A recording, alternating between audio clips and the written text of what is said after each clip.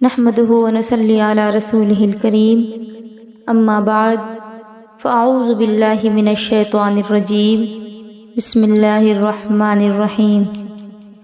معزز سامعین و سامعات، السلام علیکم ورحمۃ اللہ وبرکاتہ۔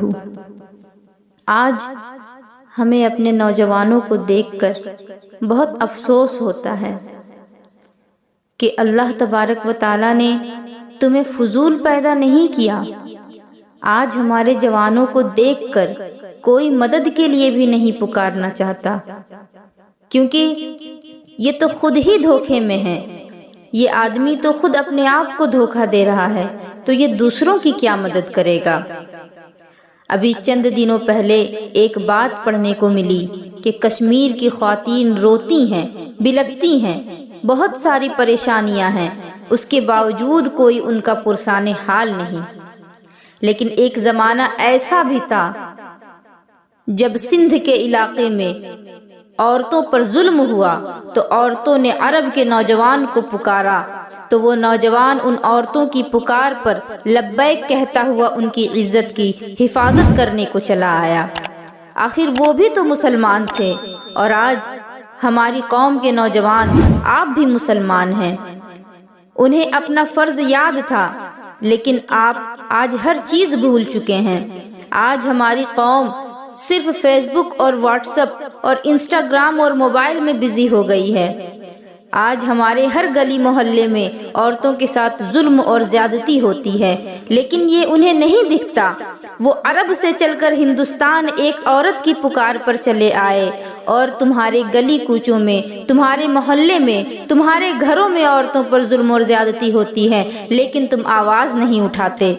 جب سندھ کے علاقے سے چند عورتوں نے عرب کے نوجوانوں کو پکارا تھا، راجہ داہر سنگھ کی حکومت تھی، آج سے تقریباً 1300 سال پہلے کی بات ہے۔ راجہ داہر سنگھ کی حکومت تھی۔ کچھ حج پر جانے والی خواتین سری لنکا سے چلی، بیچ رستے میں گنڈوں نے انہیں اغوا کر لیا اور ان کی عزتوں سے کھیلنے لگے، تو ان عورتوں نے جو حج کے لیے نکلی تھی آواز دی کہ کوئی عرب کا قافلہ ہو تو ہماری آواز خلیفہ وقت تک پہنچا دے۔ تو اس وقت جو تاجر آئے ہوئے تھے، ان تاجروں نے یہ بات سنی کہ کچھ مسلمان عورتوں کو اغوا کیا جا چکا ہے۔ انہوں نے یہ بات جا کر اس زمانے کے گورنر حجاج بن یوسف کے سامنے بیان کی۔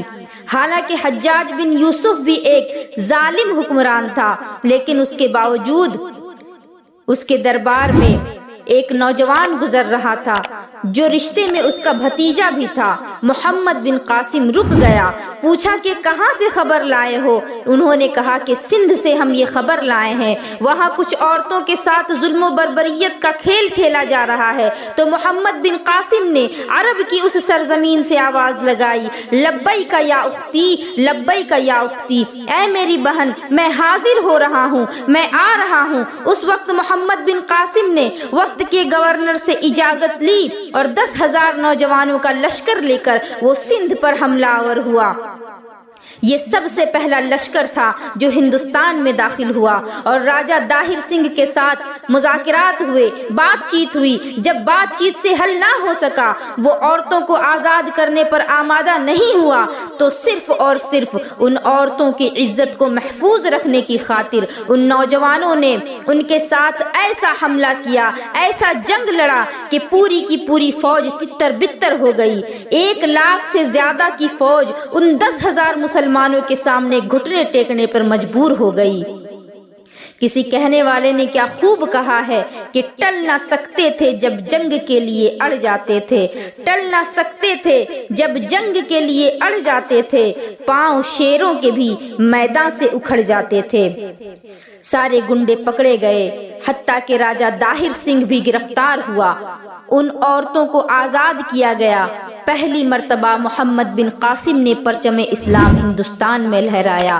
یہ وہ زمانہ تھا جب ہندوستان میں اعلانیہ طور پر کسی نے پرچم نہیں لہرایا، لیکن مجھے یہ بات اس لیے بتانی پڑ رہی ہے کہ جو محمد بن قاسم عرب سے چل کر چند عورتوں کی عزت بچانے کے لیے ہندوستان آیا تھا، وہ کوئی 40 سالہ 50 سالہ تجربہ کار سپہ سالار نہیں تھا، وہ کوئی جنرل نہیں تھا، وہ کوئی کمانڈر نہیں تھا، بلکہ صرف اور صرف 19 سال کا ایک نوجوان تھا۔ کوئی تجربہ اس کے پاس نہیں تھا، 10,000 کے لشکر کو لے کر آیا عورتوں کی عزت بچانے کے لیے۔ 19 سال کے نوجوان تو آج عورتوں پر جھپٹا مارنے کے پلان بناتے ہیں، عزتوں پر ڈاکہ ڈالنے کی سوچ رہے ہیں۔ 19 سال کی جوانی لوگ یہ سوچتے ہیں کہ صرف چیٹنگ کے لیے ہے، عورتوں کو فرینڈ ریکویسٹ بھیجنے کے لیے ہے، راتوں کو بات کرنے کے لیے ہے۔ معاذ اللہ ثم معاذ اللہ، یاد رکھو تمہارا یہ جو شباب ہے، تمہاری یہ جو جوانی ہے، جن لمحوں میں گزر رہی ہے، تم کیا سوچتے ہو گھر کے پردے بند کر کے چیٹنگ کرتا ہوں، تمہیں کوئی نہیں دیکھ رہا؟ تمہارا عقیدہ کیا ہے؟ قرآن تو یہاں تک فرماتا ہے کہ تمہاری آنکھوں کی خیانت، جو تمہاری آنکھیں خیانت کر رہی ہیں، اللہ سے چھپی نہیں، اللہ وہ بھی دیکھ رہا ہے۔ تمہارے دلوں میں جو حالات گزر رہے ہیں، اللہ ان کو بھی دیکھ رہا ہے۔ تمہاری انگلیاں جو حرکت کر رہی ہیں، اللہ کی نظر اس پر بھی ہے۔ تم رات بھر کمبل اوڑھ کر موبائل پر ویڈیو کالنگ کرتے ہو، یہ اللہ سے چھپا نہیں۔ جب تم اٹھائے جاؤ گے تو ان تمام چیزوں کے ساتھ اٹھائے جاؤ گے۔ برسوں ہو گئے آج ہمارے معاشرے میں ایسے بچے ہی پیدا نہیں ہوئے جنہیں اپنا مقصد زندگی یاد ہو۔ اس دنیا میں تمہیں کتنے سال تک رہنا ہے؟ کسی کی عمر 50 سال ہوگی، کسی کی 60 سال ہوگی۔ ہمیں تو یہ بھی نہیں پتا کہ ابھی جو ہم نے سانس لی ہے دوبارہ ہمیں سانس لینے کا موقع بھی ملے گا کہ نہیں، ہم نے پلک جھپکائی ہے دوبارہ ہمیں آنکھیں کھولنے کا بھی موقع ملے گا کہ نہیں۔ اس مختصر سی زندگی میں، اس کائنات میں کچھ کر کے چلے جائیں، دنیا کو کوئی تحفہ دے کر جائیں۔ آپ کو معلوم ہے آج دنیا جن نئی چیزوں کا فائدہ اٹھا رہی ہے، یہ جتنے ٹیکنالوجی ہیں، یہ چیلنج کر کے میں کہتی ہوں کہ ان کی جڑ تک اگر جاؤ گے تو یہ ساری ٹیکنالوجی جو ہدیہ کیا گیا ہے پوری دنیا کو، اس میں سب سے بڑا ہاتھ مسلمانوں کا ہے، مسلمان علماء کاملین کا ہے۔ 100 سے زائد مسلمان سائنٹسٹ میں آپ کے سامنے پیش کر سکتی ہوں جو کہ کائنات میں سب سے پہلے ایجاد کرنے والے موجد ہیں بہت ساری چیزوں کے، لیکن ان سب کا یہاں ذکر کرنا ممکن نہیں۔ میں چند کا نام آپ کو گنوا سکتی ہوں۔ یہ ایجادات جو مسلمانوں نے کی تھی آج چرا کر کے کسی اور کے نام پر یہ تختیاں لگا دی گئیں۔ آپ کو کیا خبر آج پوری دنیا سفر کے لیے اتنی تیز ہو گئی، ایروپلین بن چکے، لوگ اس میں سفر کرنے لگے، اور اس ایروپلین کے ایجاد کے متعلق 15ویں صدی کے بعد کے چند انگریزوں کے نام بتائے جاتے ہیں۔ سب سے پہلے اس کا تجربہ کرنے والے عباس بن حسین فرناس ہیں۔ یہ کرتبہ میں رہنے والا ایسا سائنسدان ہے، یہ کب کی بات میں کر رہی ہوں، آج سے 1000 سال پہلے کی بات ہے۔ آج یہ 2023 چل رہا ہے اور وہ 1021 یا 1022 کا سائنٹسٹ ہے۔ جب کرتبہ کے جامع مسجد کی مینار سے عقاب کے پر لگا کر اڑنے کی کوشش کی، وہ پہلا انسان ہے جو ہوا میں اڑنے کا پہلا تجربہ لوگوں کے سامنے پیش کیا، مسجد کے مینار سے چھلانگ لگایا۔ تاریخ میں آج بھی لکھا ہے کہ عباس فرناس 10 منٹ تک ہوا میں اڑتا رہا، اور اس کے 500 سال کے بعد آ کر اس فارمولے پر تحقیق کی گئی اور ایروپلین بنائی گئی۔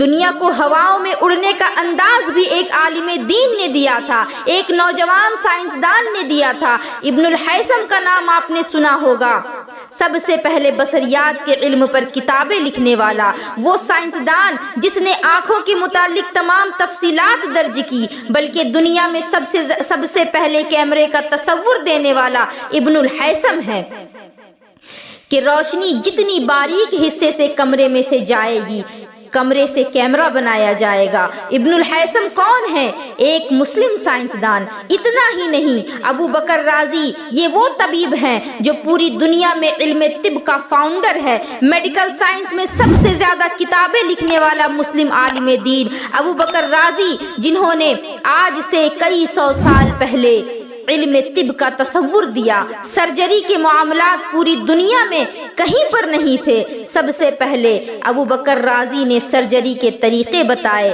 ہاسپٹل کا نظام دیا کہ ہاسپٹل کہاں بنایا جائے۔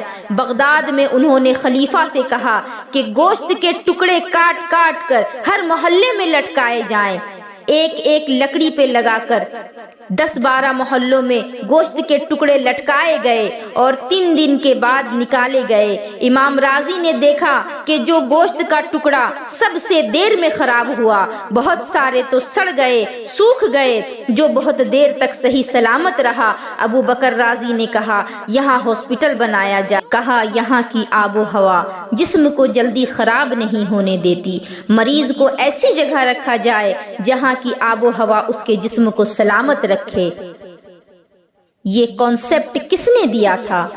ابو بکر رازی نے دیا جب ان کی عمر 33 سال کی تھی۔ ایسے ان گنت مسلم سائنسدان ہیں ہماری تاریخ میں۔ میں ان کی مثالیں صرف اس لیے پیش کر رہی ہوں کہ دنیا میں یہ ترقیات جینے کے سلیقے اسلام نے اور مسلمانوں نے دیا۔ آج پورا سسٹم پلٹ دیا گیا اور تمہیں اتنا پیچھے دھکیل دیا گیا کہ آج دنیا تمہیں تہذیب سکھانے آ رہی ہے، آج تمہیں ڈیولپمنٹ اور مینجمنٹ سکھایا جا رہا ہے، اور بہت ساری چیزیں تم غلامی کے انداز میں سیکھ رہے ہو۔ میری قوم کے جوانوں، آج سب سے بڑا نقصان جو ہمارے معاشرے کے ساتھ ہو رہا ہے وہ ہمارے بچوں کو ہمارا ماضی نہ پڑھانا ہے، ہماری تاریخ نہ پڑھانا ہے۔ اگر چند سال اور تم اسی طرح آنکھ بند کر کے بیٹھے رہے تو حال یہ ہوگا کہ مسلم سائنسدان تو بھلا ہی دیے گئے، اولیاء کرام بھی بھلا دیے جائیں گے اور تاریخ ختم کر دی جائے گی، اور چند دنوں کے بعد بچے یہ پوچھیں گے کہ محمد کس کا نام ہے۔ معاذ اللہ ثم معاذ اللہ۔ جب اس طرح اپنی تاریخ سے ہم آنکھیں بند کر کے بیٹھے ہیں اور سارا کا سارا وقت موبائل اور انٹرنیٹ پر گزاریں تو پھر انجام وہی ہوگا جو میں نے ابھی کہا ہے۔ معزز سامعین و سامعات، زندگی کی قدر و قیمت سمجھو اور باز آ جاؤ۔ تم سے سوال ہوگا تمہاری جوانی کے متعلق۔ تم یہاں اللہ کی عبادت کے لیے آئے ہو اور اسی میں ابھی تک تم کھڑے نہیں اتر سکے۔ اسی لیے شاعر نے حضور اکرم صلی اللہ تعالی علیہ وسلم کی بارگاہ میں یہ دعا کی تھی کہ اے خاصان رسول وقت دعا ہے، اے خاصان رسول وقت دعا ہے، امت پہ تیرے وقت عجب آ کے پڑا ہے۔ جو اسلام پوری دنیا کو قیادت سکھانے کے لیے نکلا تھا وہ آج اپنے ہی دیس میں غریب الغربا ہے۔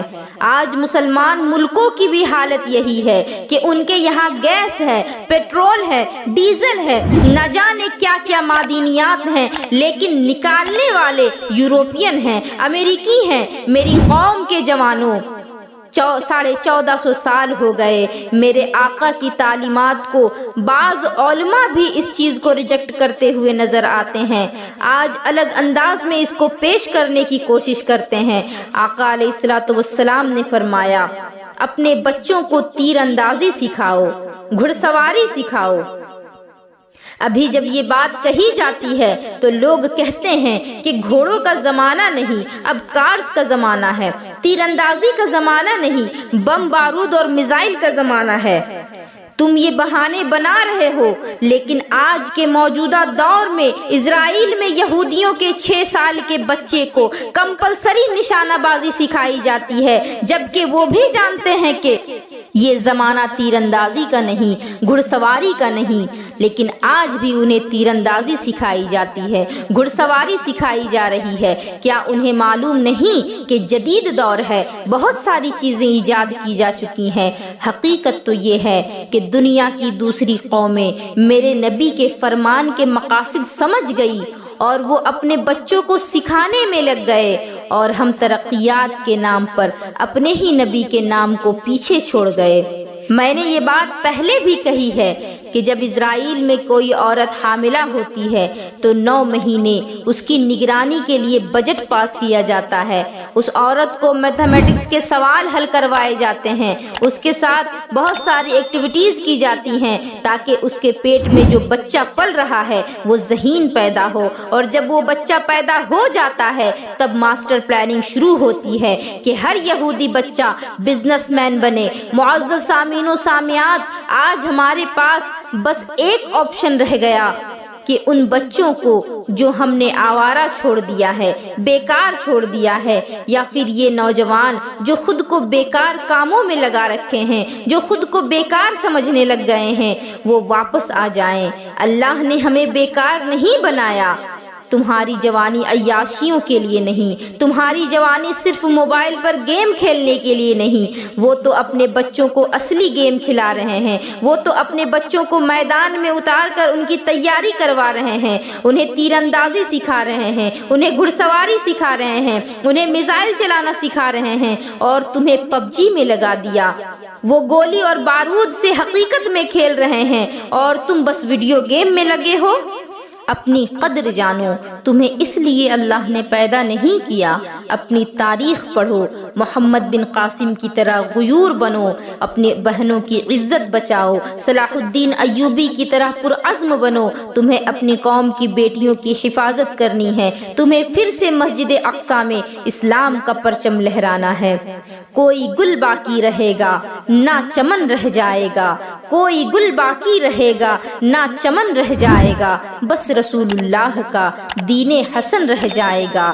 اور نام شاہان جہاں مٹ جائیں گے لیکن یہاں، نام شاہان جہاں مٹ جائیں گے لیکن یہاں، حشر تک نام و نشانے پنجتن رہ جائے گا، حشر تک نام و نشانے پنجتن رہ جائے گا۔